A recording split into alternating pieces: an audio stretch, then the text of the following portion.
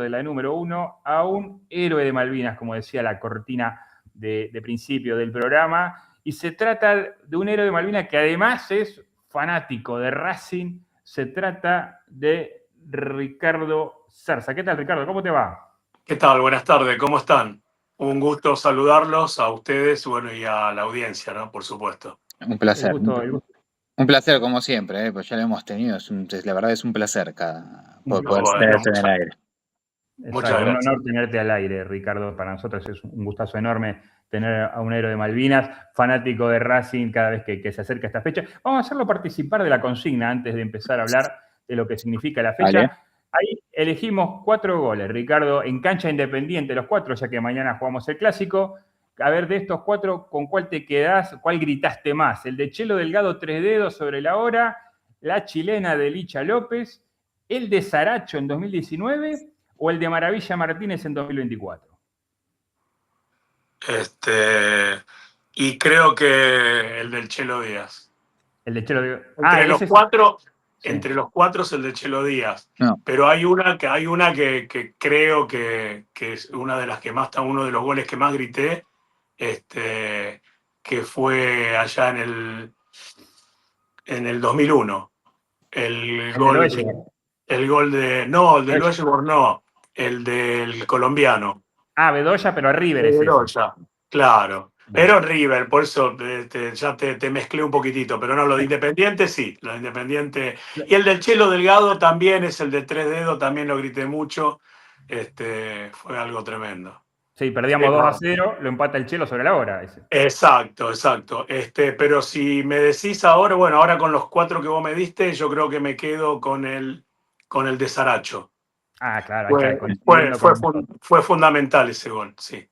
Exacto. Nosotros 2 habíamos votado Saracho, estuvimos espiando los resultados, hicimos trampa y no venía primero el de Saracho. Pero bueno, la gente se ve que tiene otros gustos y un poquito nos está sorprendiendo claro. la audiencia. Sí. Acá hay 100% de coincidencia entre nosotros 3, elegimos los 3 de Saracho. Bueno, la gente tiene otros gustos, por lo visto. Se ve que gritó, mucha juventud por ahí también. Pero el de Saracho, a ver, fue hace pocos años también. Los jóvenes también tienen que haber vivido ese gol. Bueno, Ricardo, sí. Otro 2 de abril, ¿qué sensaciones te pasan por la cabeza cada vez que pasa esta fecha?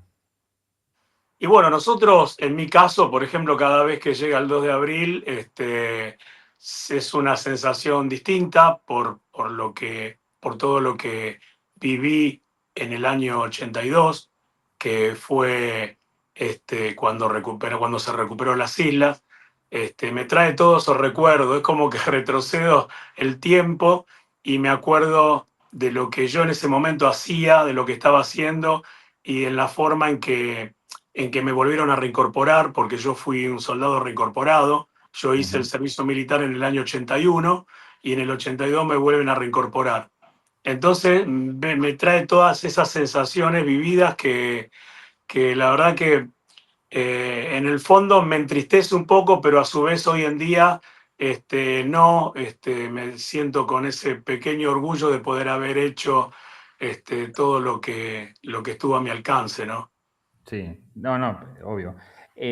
Contanos, justamente vos decís cómo era mi vida en ese momento, ¿recordás eso? ¿Qué era de tu vida en ese momento con 19 años seguramente si ya había salido de la colimba?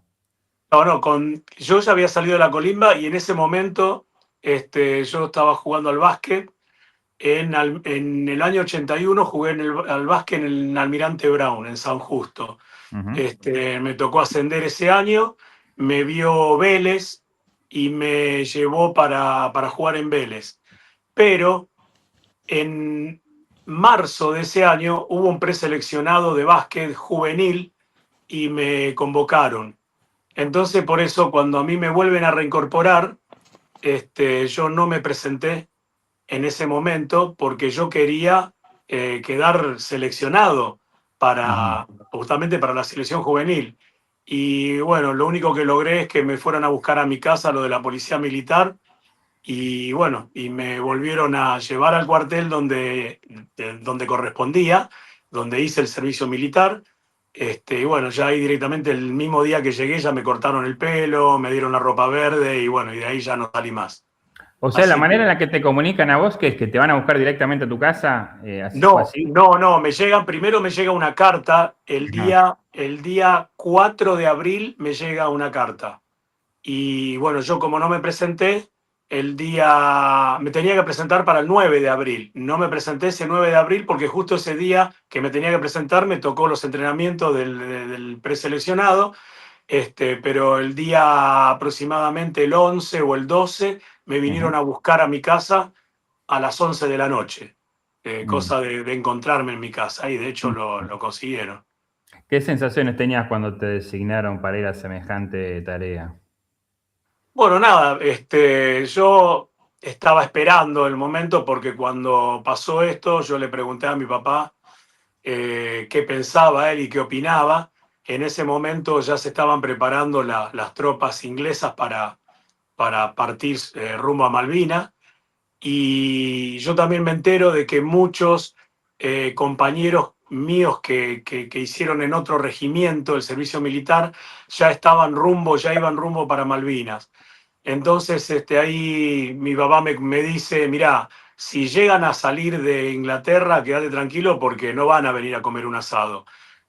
Conociéndolo y viendo cómo son ellos, que ya sabemos la historia que tienen, van a venir por todo. Entonces, bueno, ahí medio como que me asusté un poco, pero todavía no, yo no me había ido al cuartel, no me habían reincorporado, entonces las sensaciones eran diferentes. ¿El 2 de abril te acordás qué estabas haciendo cuando Argentina toma las islas? Sí, sí, me acuerdo que yo había ido porque también estaba trabajando, había conseguido un trabajo en un laboratorio y estaba en ese momento en el laboratorio cuando escucho esa información por radio, eh, pero medio como que no tomé conciencia en ese momento de eso. Pero cuando salí, en ese momento había Diario Crónica o La Nación, sacaban los diarios a la tarde, el vespertino, El vespertino, sí. y bueno, y en el tren, en ese momento, yo pude ver los títulos y decía recuperamos las islas. Ujú. ¿Qué sensación te Así que pasaba por dentro? y la sensación linda, porque dije, bueno, qué suerte, qué bueno, y después de tantos años en manos de ellos, de nuevo que vuelva a flamear la bandera argentina, para mí era una emoción muy grande. Mm. Eh, pero bueno, después las consecuencias las fuimos viviendo después. Ujú. ¿Cómo fue tu llegada a las islas? Eh, el día 13 de junio, a nosotros, yo pertenecía al grupo de artillería de defensa antiaérea con asiento en Ciudadela. Fuimos Ujú. 114 soldados, entre soldados oficiales y suboficiales, perdón, y volvimos 111, fallecieron 3 en combate y tuvimos 4 heridos. Entonces los que quedamos vivos nos toman prisionero, volvimos en el buque Canberra de los ingleses y nos llevaron hasta Puerto Madryn. En Puerto Madryn nos devuelven a las fuerzas argentinas y ahí empezó para nosotros la otra odisea, que fue la posguerra. Como todos ya sabemos cómo somos los argentinos, que somos muy resultadistas, al, al haber perdido, al haber perdido la guerra, eh, tuvimos que volver por la puerta de atrás. Entonces ahí para nosotros empezó la desidia de todos nosotros, empezaron el abandono no solamente por ejemplo, en mi caso no, porque yo tuve la suerte de tener una contención muy buena, que fue tener una buena familia, tener unos buenos amigos, el club, mis compañeros de la secundaria. Entonces, eso me ayudó a poder salir adelante, pero muchos de mis compañeros y de otros regimientos no tuvieron esa suerte, por eso en la posguerra, en los 3 o 4 primeros años, hubieron tantos suicidios.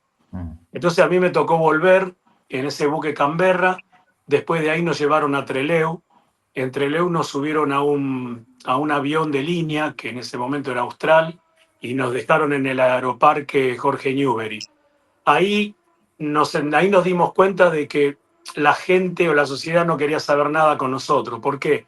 Porque nos estaban esperando unos colectivos de línea, pero lo raro de eso fue que todas las ventanillas estaban todas tapadas con diario para que no nos vieran. O sea, llegamos escondidos, a escondidas.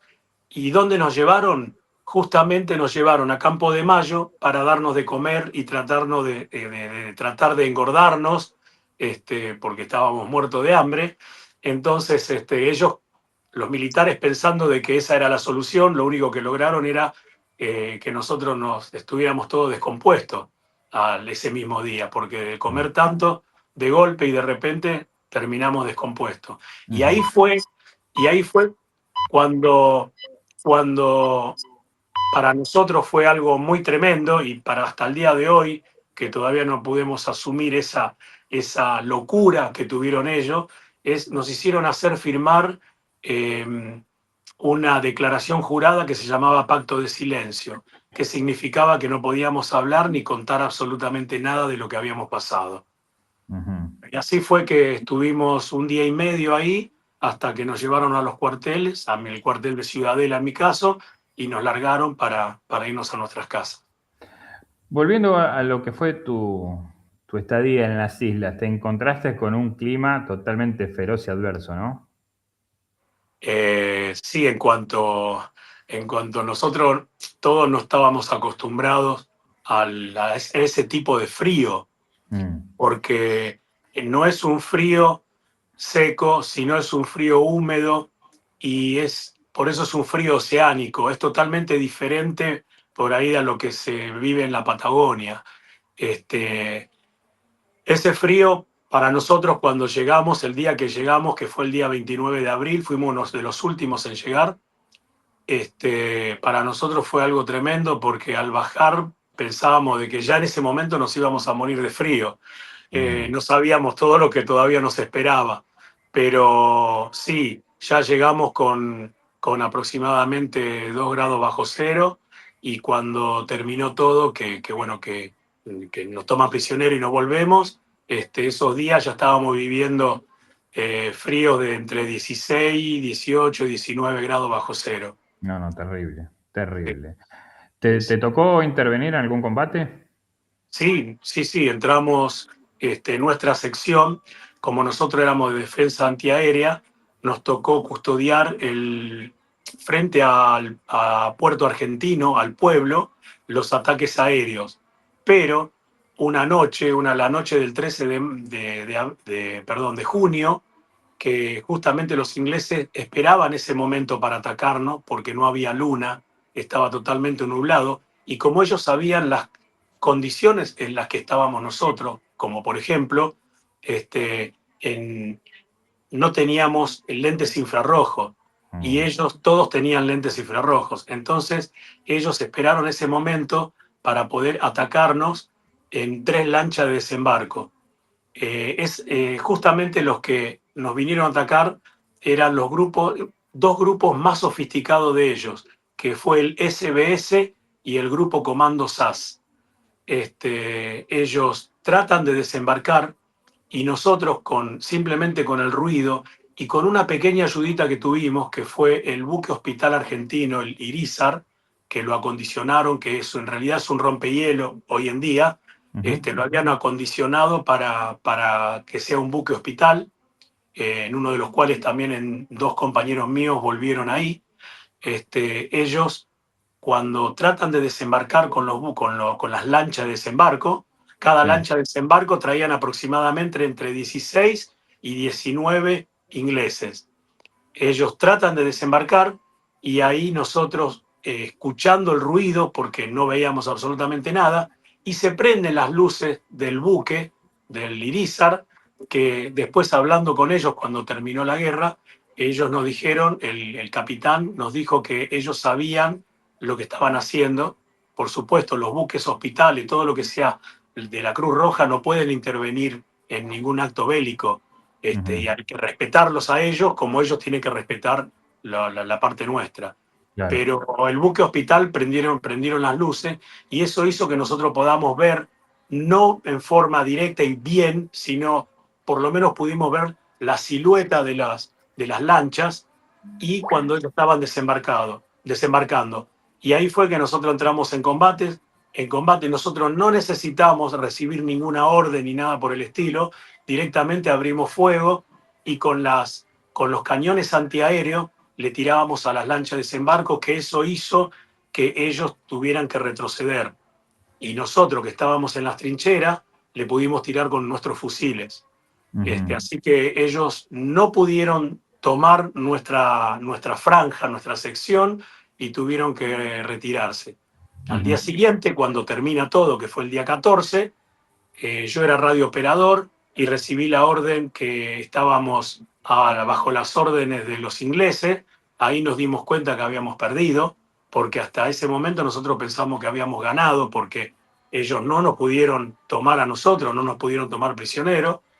Y cuando amanece, nosotros pudimos ver todos los cuerpos de los ingleses tirados en la orilla de la playa, que después, inmediatamente, un helicóptero vino y se llevó a todos esos cuerpos que estaban tirados.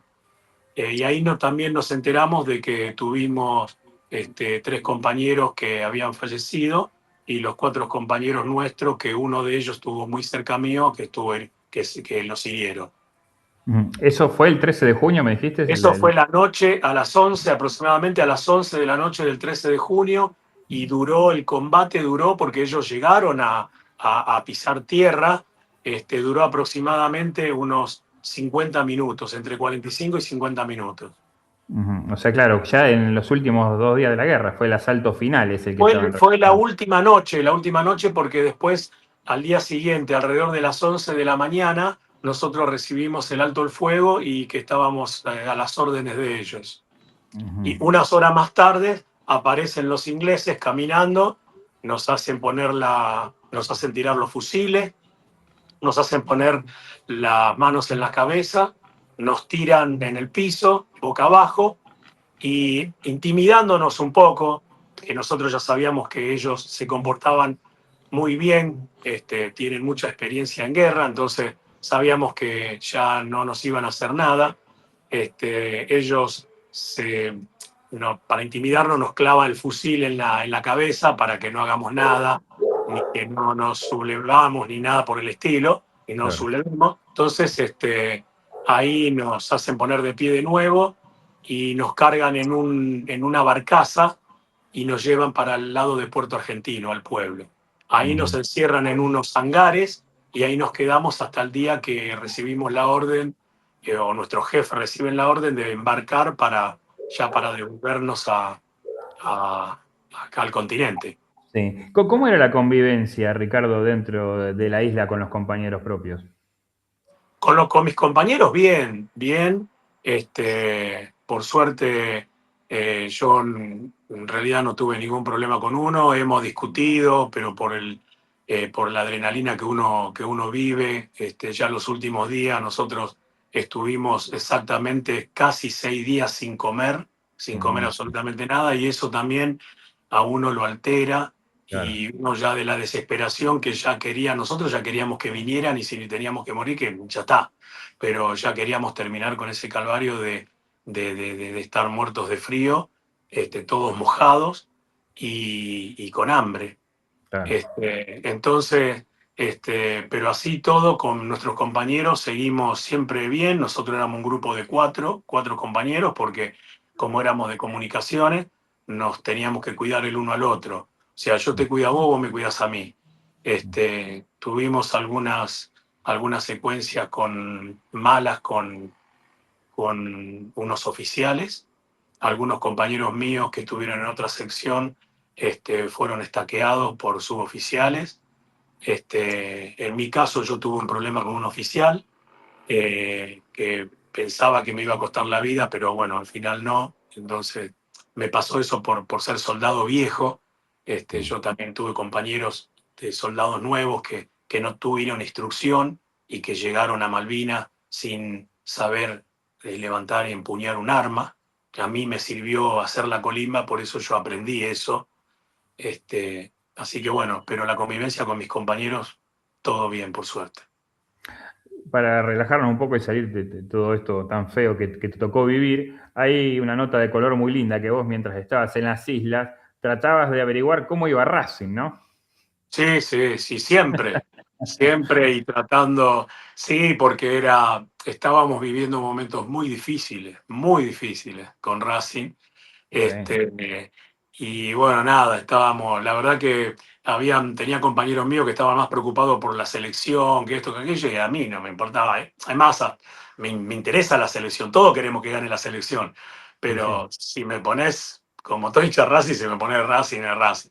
Entonces sí. yo en alguna de las cartas le ponía a mi papá cómo iba Racing, pero lo que pasa es que nunca pude recibir las cartas en tiempo adecuado. Que Siempre teniendo en cuenta cómo iba Racing en el Nacional 82, te hicieron un favor de no mandarte porque era nefasta la Exactamente. actuación de Racing. Sí, exactamente, pero igual yo quería Sí, saber, lógico. pero bueno, nada, tengo en mis cartas todavía que las guardo, tengo cartas preguntándole a mi viejo por Racing y Ujú. cuando pude recibir alguna de las cartas que mi viejo me había contestado, me dice, no te preocupes por Racing, preocupate por estar bien, rezá, hace cosas, escribí. No te preocupes por Racing. Quizás por eso también mi viejo no me quería contar cómo venía la mano con Racing, para que no me preocupara. Pero nada, Puede ser. Es hereditario el ser hincha de Racing, ¿no? En tu caso. sí, totalmente. Sí, sí, Ujú, sí. En mi caso sí, mi papá muy, muy, muy hincha de Racing, muy ujú. fanático. Hemos vivido momentos con él desde muy chico, me llevó a la cancha. Yo conocí el cilindro arriba cuando muchos iban de saco y corbata. Oh, Eh, lo conocía a corbata, pero no jugando, sino lo conocía ahí a corbata en el viviendo en el club. cilindro. Claro, he vivido muchos momentos lindos. Yo me acuerdo que cuando Racing salió campeón del mundo, mi papá no pudo ir a Uruguay, pero después en el partido siguiente que Racing jugó en el cilindro me llevó. Y Ujú, a partir de ahí empezamos a ir casi siempre con mi papá.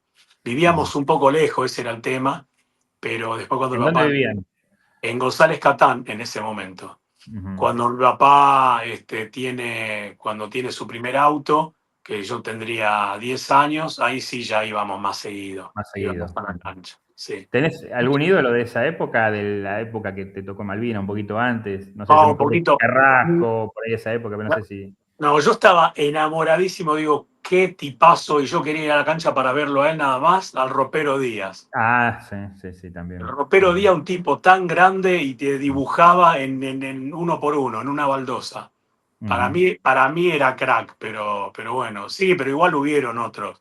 Pero Sí. el de Roberto Díaz me acuerdo muy bien. Bueno, el Ropero Díaz, cuando en el Metropolitano 82 nos salvamos del descenso, le ganamos 5-3 a Sarmiento, el Ropero metió 4 goles esa noche Claro, con Sarmiento claro, y termina claro, salvándolo a Racing de la B. es verdad. Eh, ¿Tenés alguna anécdota de la guerra que te haya quedado marcada? O sea, algún acontecimiento de un día en particular que te quedó grabada.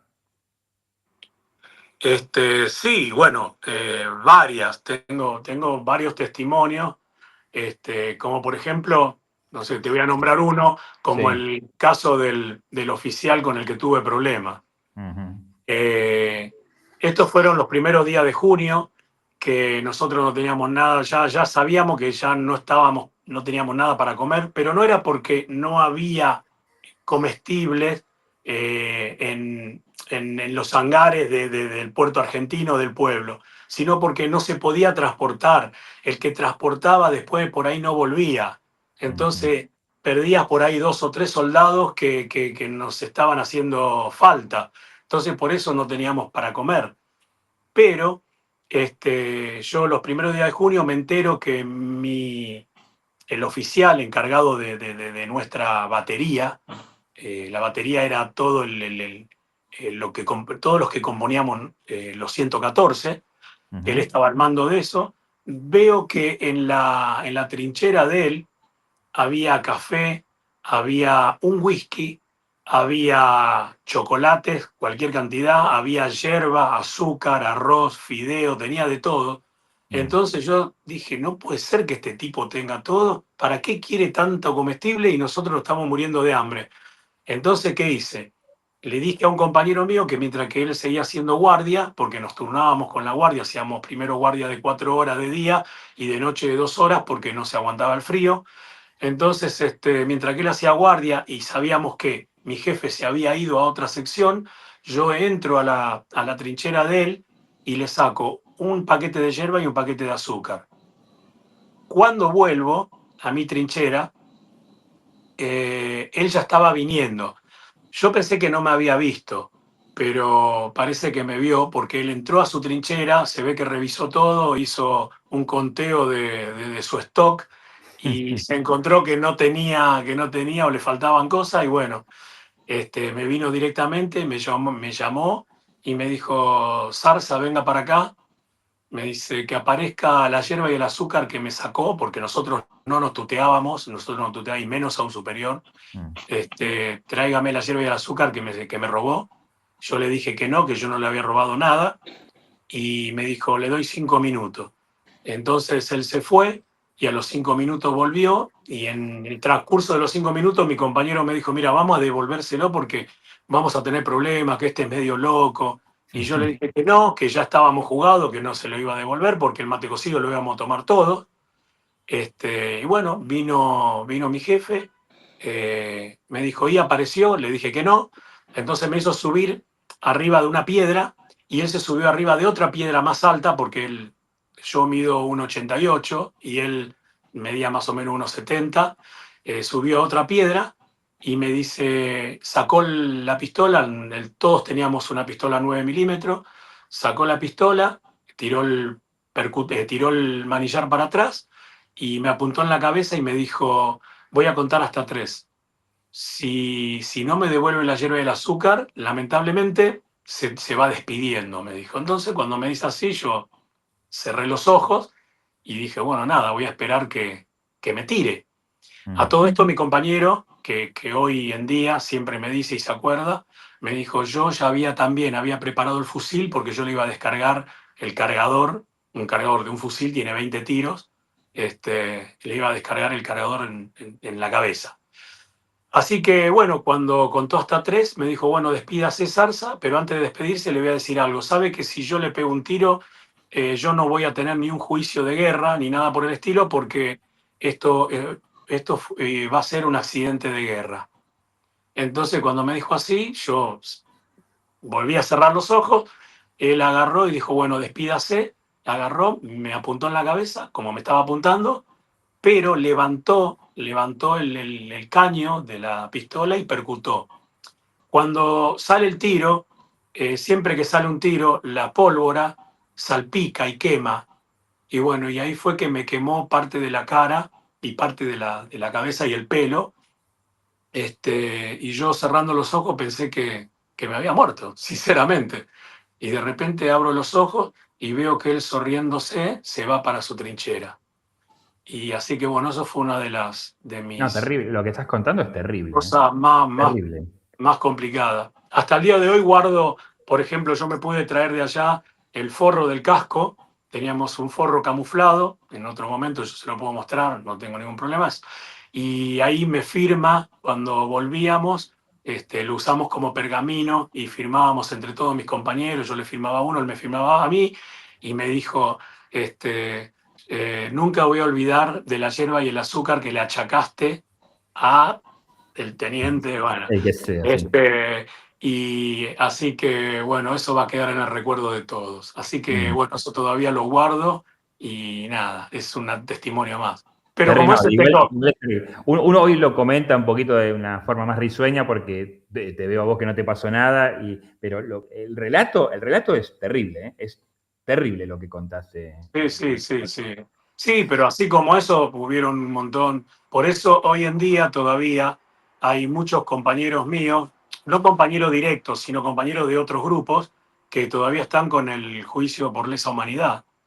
Y como eso no caduca, eso no queda, no queremos que para algunos que quede en el olvido. Yo lo podía haber hecho, pero yo tuve la suerte de ahora, de hace un par de años, de enfrentarlos y él enfrentarme. Yo lo busqué durante muchos años cuando volvimos. Ujú. Yo me enteré que él se había ido, él se retiró enseguida de la fuerza y me enteré de que él había ido a Estados Unidos a vivir, y más precisamente en Miami y en un lugar que se llamaba Key Biscayne, que es un lugar Ah, muy sí. lindo de Estados Había Unidos. un torneo de tenis ahí, sí. Ujú. Bueno, entonces, exacto. Entonces, como mis viejos también fueron a vivir a Estados Unidos, yo dije, bueno, este es el momento, voy a ir a vivir también a Estados Unidos. Me fui a vivir unos años a Estados Unidos con mi familia y lo busqué, todo ese tiempo lo busqué. Y siempre, siempre caminando por ahí por Key Biscayne, mirando las caras, buscando y viendo un tipo de bigote, a ver si lo podía encontrar, y nunca lo encontré. Pero Mm. cuando yo vuelvo a la Argentina de nuevo, en una reunión de todos los excombatientes de mi grupo, nos enteramos de que él iba a venir, iba a formar parte de una cena que estaban organizando.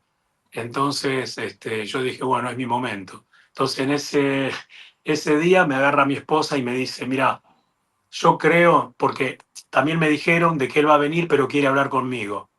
Ujú. Entonces, mi esposa me dijo, vamos a esperar a ver lo que te dice, pero no podés vivir toda la vida con tanto rencor, con tanto remordimiento. Ya está, ya pasó, y fija, vamos a ver lo que te dice. Y bueno, llegó la noche esa. La verdad que fue una cena muy linda, organizado por mis compañeros, y cuando lo veo que viene es como que me agarró como un escalofrío, pero quise saber, quise ver a ver cuál era su posición, y mirarlo a los ojos, porque yo a los militares mucho no le creo. Eh, quiero ver en los ojos que sea tan sincero como las palabras que me vaya a decir. Ujú. Entonces se puso frente mío, y mi esposa al lado mío y mis hijos atrás. Entonces él lo primero que dijo fue, querido Sarza, sinceramente, eh, yo sé que estuviste mucho tiempo con mucho remordimiento y con mucha bronca hacia mí, y quiero que todo este tiempo que viviste con ese rencor, que me lo pases a mí. Esa mochila que tenés, dámela a mí, que yo me voy a hacer cargo porque me lo merezco. Y le pido mil disculpas, obviamente primero a vos, pero le pido mil disculpas a tu esposa y a tus hijos. Entonces me habló tan bien que ahí terminó la charla. Pero Mm. después me doy cuenta de que nunca me dijo, discúlpame, nunca me Claro. dijo perdón, nunca me dijo, Mm. le dijo perdón a mi familia, pero nunca me dijo perdón a mí. Y nunca me dijo, sí, hice eso. No, no me Mm. dijo, lo hice. Y es como que puede llegar a decir tranquilamente, no sé, me olvidé, yo la verdad que me olvidé ese momento, porque todos nos olvidamos cosas, pero hay Estaba cosas incompleto, clave. incompleto el relato de él. Exactamente, y todos sabemos que yo me olvidé muchas cosas. A mí me sirve encontrarme con mis compañeros y empezar a charlar del momento, pero hay cosas que no se olvidan. Y Mm. este fue un momento puntual que uno no se puede olvidar. Así que Ujú. bueno, pero hoy en día lo veo, lo saludo, todo bien. Nosotros tenemos un almuerzo de fin de año una vez por año, y él vive en Azul, lo veo, tiene una vida muy buena. Todos los militares de ese momento eran toda gente de mucho poder adquisitivo. No sé los de ahora creo que no, porque yo hoy en día todavía tengo contactos con militares de hoy en día, porque yo formo parte de una comisión, se llama Comisión Homenaje del Museo del Ejército Argentino. Por supuesto, todo ad honores. Damos charlas ahí a colegios y a otro tipo de entidades, pero ya no tiene nada que ver, ya dejó de ser un cuartel. Los militares de hoy no tienen absolutamente nada que ver con lo que eran antes. Ujú. Así que, bueno, más o menos ahí te expliqué. Pero Bueno, tengo otras cosas para contar, tengo un montón, pero no nos alcanza no. la hora, así que... Pero bueno, viste que nosotros siempre te llamamos porque la verdad que a mí me encanta hablar con los excombatientes, con tu caso que ya hemos hablado, escuchar anécdotas. Sí, la verdad que me dejaste conmovido con la anécdota que no la habías contado anteriormente. Terrible, la verdad que todavía no salgo del asombro, cosas así que pasan que vos decís, no, uno se imagina que uno lucha contra el enemigo en una guerra y no que pasan estas cosas dentro de los que están de tu bando. Y es, la verdad, en mi caso, conmovedor. A mí quedé conmovido con lo que acabas de contar. Sí, con ese tema también hay otro tema puntual, que no luchamos contra el enemigo directo que fue eh, eh, Inglaterra. Luchamos contra otros. Y yo siempre digo lo mismo. A veces yo puedo pelear con Mike Tyson y yo sé que Mike Tyson me va a matar a golpe, porque es verdad, en una trompada me mató. Pero por ahí quien dice que yo justo no encontré ahí abajo, no sé, un palo y le parto en la cabeza. O sea, yo voy a ver la forma en que me pueda defender con la persona que tenga enfrente. Sí. Pero si viene uno de atrás y me pega un palazo en la nuca y me liquida, yo hoy en día odio más a esa gente que al mismo que tenía enfrente. De hecho, yo tuve reuniones con un oficial inglés que fue el encargado de sepultar a todos los cuerpos argentinos, que fue uno de los que ayudó al cuerpo forense argentino a ubicar a todos los compañeros que eran solamente conocidos por Dios. Entonces, no veo, no tengo la bronca que le puedo llegar a tener a otro que es de otro país, muy cerca de nosotros, muy cerca de Argentina, que sí, realmente ellos fueron los que hicieron posible que nosotros hoy no podamos pisar suelo argentino sin que nos sellen el pasaporte. Sí. Bueno, Ricardo, la verdad que te agradezco muchísimo. La verdad, tu relato siempre muy enriquecedor. Nos hace conocer detalles que no figuran en los libros ni en los documentales. Y yo, de mi parte, agradecido, como siempre, colaborás con nosotros. Y bueno, sos hincha de Racing fanático. Mañana tenemos el clásico. Por supuesto. Después te voy a pasar el link. Yo relato el partido mañana en cancha de Independiente. Te voy a pasar el link, te voy a mandar un saludo en la transmisión también y así nos escuchás. Bueno, Dale. muchas gracias, muchas Y gracias. no, Y gracias a vos. si podés también, ahora le voy a poner en el grupo, porque nosotros tenemos un grupo de socios, de excombatientes, socios de Racing. Algunos son socios por ahora, pero estamos viendo la posibilidad de que se hagan socio honorario como nosotros. Nosotros sí tenemos la suerte en el 2022 que nos dieron el carnet de socios honorario. Entonces tenemos un grupo, y si le podés por ahí de repente mandar un saludo también a todo el grupo de veteranos de Racing. Mandame por WhatsApp exactamente cómo se llama el grupo y yo mañana te mando un saludo en la transmisión. Bueno, muchas gracias. Muchas No, gracias por favor. y gracias a ustedes por mantener viva la memoria, porque siempre digo que nosotros volvimos de Malvinas, fuimos bendecidos por Dios para volver, para contar nuestras historias y para que los que quedaron allá no queden en el olvido. Claro, por supuesto, Ricardo, por supuesto, así será. Bueno, te mando un abrazo grande y bueno, Dios quiera que mañana ganemos, ¿eh? Por supuesto, sí, seguro que va a ser así. Ojalá Mucha Dios fe, la quiera. fe es lo que tenemos siempre los hinchas de Racing. Por Mucha fe. supuesto, por Dale, supuesto. un gusto. Bueno, No, muchas bueno, gracias. Hasta no, luego. gracias a vos. Chau, chau.